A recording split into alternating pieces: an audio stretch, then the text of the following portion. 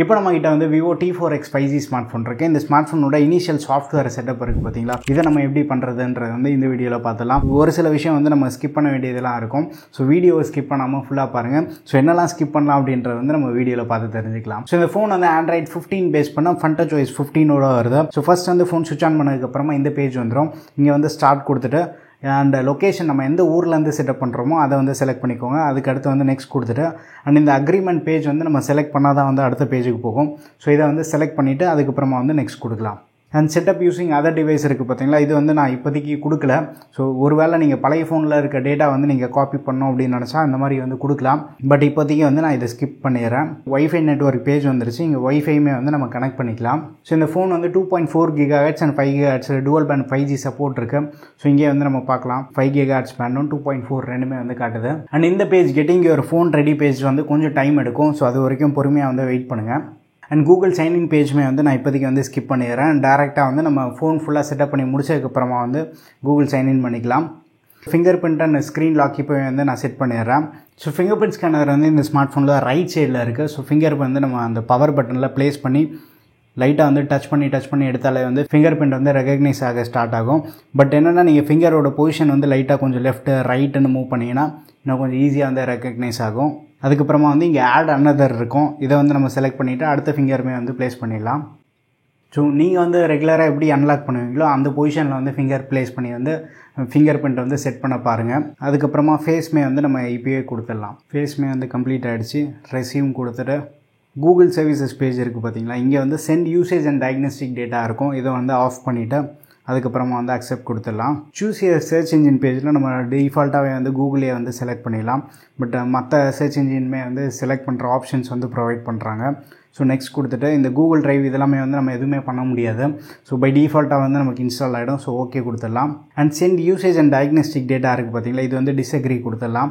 And smart upgrade வந்து off பண்ணிக்கலாம். Updates உங்களுக்கு தேவைப்பட்டதுன்னா நீங்கள் மேனுவலாக போய் செக் பண்ணி பார்த்துக்கலாம். Automatic download upgrade packages over wifi இருக்குது பார்த்தீங்களா, இது உங்களுக்கு தேவையில்லை அப்படின்னு நினச்சிங்கன்னா ஆஃப் பண்ணி வச்சுருங்க. ஆன் பண்ணி வச்சுருந்தீங்கன்னா எப்போல்லாமே வந்து அப்டேட் வருதோ இம்மீடியட்டாக வந்து டவுன்லோட் பண்ணி வச்சிரும். பட் அப்டேட் வந்ததுக்கப்புறமா நீங்களே கூட வந்து மேனுவலாக போய் சர்ச் பண்ணி எப்போ அப்டேட் வருதோ அந்த அப்டேட் நல்லா இருக்கா நல்லா இல்லையான்னு நீங்கள் உங்களோட ஓன் ரிசர்ச்லாம் பண்ணி பார்த்துட்டு அதுக்கப்புறம் வந்து அப்டேட் பண்ணோம் அப்படின்னு நினச்சிங்கன்னா நீங்கள் பொறுமையாக வந்து பண்ணுங்கள். பட் நான் வந்து இதெல்லாமே வந்து மேனுவலாக போய் சர்ச் பண்ணுறதுனால எனக்கு இது தேவையில்லை அப்படின்றதுக்காக ஆட்டோமேட்டிக் அப்டேட்ஸ் வந்து நான் ஆஃப் பண்ணி வச்சிடுறேன். பர்சனலைஸ் ரெக்கமெண்டேஷனுமே வந்து நம்ம ஆஃப் பண்ணிடலாம். லாக் ஸ்க்ரீன் போஸ்டர் ஆஃப் பண்ணிடலாம். லாக் ஸ்க்ரீனில் வந்து அந்த கலராக வால்பேப்பர்ஸ் சேஞ்ச் ஆகிட்டு இருக்கும். அது TWS சர்வீஸ் வந்து எனபிள் ஆகி இருக்கட்டும். குயிக் பேர் பண்ணுறதுக்கு வந்து நமக்கு அது யூஸ் ஆகும். நெக்ஸ்ட் கொடுத்துடலாம். இப்போ சிஸ்டம் நேவிகேஷன் மோட் வந்து 3 பட்டன் வேணுமா கெஸ்டர் வேணுமான்னு கேட்கும்.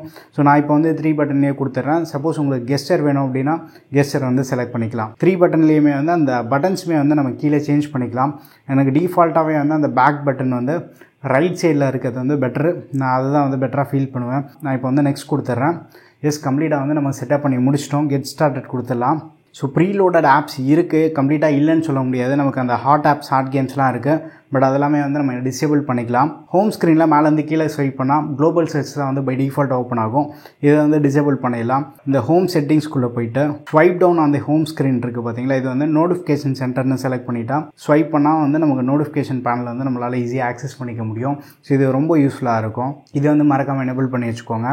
அண்ட் செட்டிங்ஸில் அபவுட் ஃபோன் போய் பார்த்தோன்னா Dimensity 7300 ப்ராசர் யூஸ் பண்ணியிருக்காங்க. விர்ச்சுவல் ரேம் சப்போர்ட் இருக்குது. பை டிஃபால்ட்டாகவே வந்து 8 GB விர்ச்சுவல் ரேம் வந்து எனேபிள் ஆகி தான் இருக்குது. பட் அதை வந்து ஆஃப் பண்ணி வச்சுக்கோங்க உங்களுக்கு தேவையில்லை அப்படின்னா.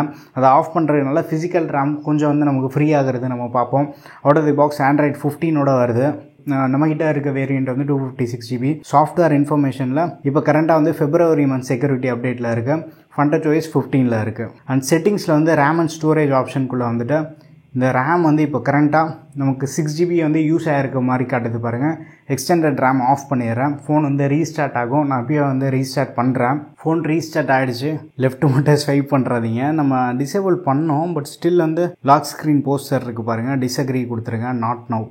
இப்போது செட்டிங்ஸில் போய்ட்டு ரேம் மட்டும் செக் பண்ணலாம். ரேம் அண்ட் ஸ்டோரேஜில் ஸோ இப்போ பாருங்கள், இதுக்கு முன்னாடி வந்து நமக்கு விர்ச்சுவல் ரேம் வந்து எனேபிள் பண்ணப்போ 6 GB வந்து ஆக்குபை ஆயிருந்தது. விர்ச்சுவல் ரேம் டிசேபிள் பண்ணதுக்கப்புறமா 4.6 GB தான் வந்து கன்சியூம் பண்ணியிருக்கு. ஸோ விர்ச்சுவல் ரேம் இருக்கிறதுனால நமக்கு பெருசாக வந்து கிரவுண்ட் பிரேக்கிங் எக்ஸ்பீரியன்ஸ் வந்து கிடைக்க போகிறதில்ல. டிசேபிள் பண்ணியுமே வந்து நம்ம யூஸ் பண்ணலாம். 256 GB இன்டர்னலில் நமக்கு கம்ப்ளீட்டாக வந்து 22.46 GB வந்து ஆக்குபை ஆயிருக்கு. இதில் ஆண்ட்ராய்ட் 15 இருக்குது பார்த்தீங்க. ஃபண்டர் சாய்ஸ் மட்டுமே வந்து 17 GB வரைக்கும் ஆக்குபை பண்ணியிருக்கு. அடிஷ்னல் இந்த ஆப்ஸ் எல்லாமே வந்து ஒரு 3 GB இருக்குது. அண்ட் டெம்பரரி ஃபைல்ஸ் வந்து ஒரு 2.7 GB இருக்குது. ஃபண்டர் சாய்ஸ் வந்து கொஞ்சம் ஹெவியான ஸ்கின் தான். அதை நம்ம ஈஸியாக ஹேண்டில் பண்ணுறதுக்கு அட்லீஸ்ட் ஒரு 8 GB ரேம் இருக்குது அப்படின்றப்போ நமக்கு கொஞ்சம் பெட்டராக வந்து ஃபீல் ஆகும். சப்போஸ் உங்கள்கிட்ட பட்ஜெட் ரொம்ப டைட்டாக இருக்குது அப்படின்னா 6 GB ட்ரை பண்ணுங்கள். பட் இல்லை பட்ஜெட் உங்களுக்கு அந்த பட்ஜெட் ஃப்ளெக்சிபிலிட்டி இருக்குது அப்படின்றப்போ 8 GB ரேம் வந்து கன்சிடர் பண்ணலாம். பட் மேக்ஸிமம் 4 GB எல்லாமே வந்து கொஞ்சம் அவாய்ட் பண்ண பாருங்கள். அண்ட் செட்டிங்ஸில் நமக்கு ஹை ரெஃப்ரெஷ் ரேட் சப்போர்ட்டும் இருக்குது.